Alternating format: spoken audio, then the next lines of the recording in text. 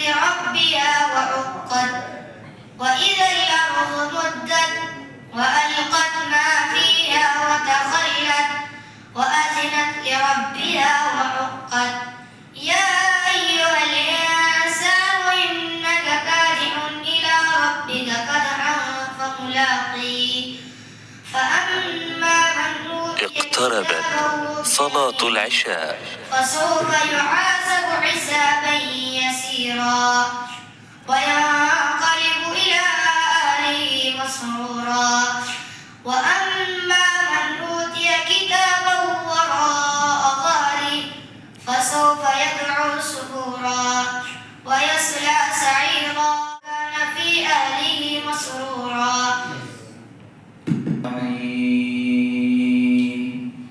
إن الأبرار لفي نعيم.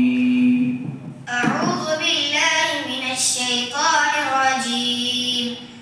إن الأبرار لفي نعيم وإن الفجار لفي جحيم. أعوذ بالله من الشيطان الرجيم.